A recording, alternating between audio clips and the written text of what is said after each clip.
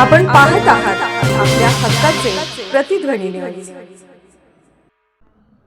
मिरजेत पंचायत समितीवर भारतरत्न डॉक्टर बाबासाहेब आंबेडकर यांचे काढलेले नाव लावण्यासाठी आंबेडकरी समाजाचा ठिय्या आंदोलन।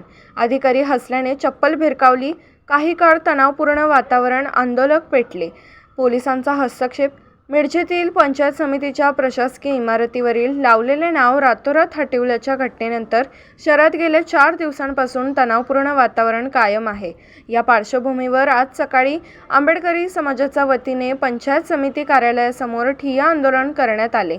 आंदोलन सुरू असताना पंचायत समितीतील एकही वरिष्ठ अधिकारी कार्यालयात उपस्थित नसल्याचा आरोप आंदोलकांनी केला। आंदोलकांचे म्हणणे होते की गटविकास अधिकारी BDO यांनी निवेदन स्वीकारण्याऐवजी कार्यालयाबाहेर जाणे पसंत केले। त्यामुळे आंदोलक तब्बल 4 तास अधिकारी येण्याची वाट पाहत पंचायत समिती परिसरात ठिय्या आंदोलन देऊन बसले होते।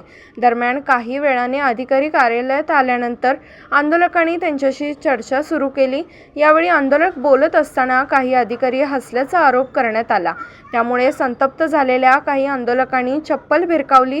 त्यानंतर काही आंदोलकांनी पंचायत समितीच्या प्रवेशद्वारावरून उड्या मारत कार्यालय परिसरात प्रवेश केला। परिस्थिती काही काळ तणावपूर्ण बनली। मात्र घटनास्थळी तैनात पोलिसांनी तात्काळ हस्तक्षेप करून आंदोलकांना शांत केले। त्यामुळे पुढील अनुचित प्रकार टळला आणि परिस्थिती नियंत्रणात आली। आंदोलकांनी स्पष्ट इशारा देत सांगितले की पंचायत समितीच्या प्रशासकीय इमारतीला भारतरत्न डॉक्टर बाबासाहेब आंबेडकर यांचे नाव आणि सभागृहाला छत्रपती संभाजी महाराज यांचे नाव अधिकृतपणे दिले जात नाही, तोपर्यंत आंदोलन सुरूच राहील।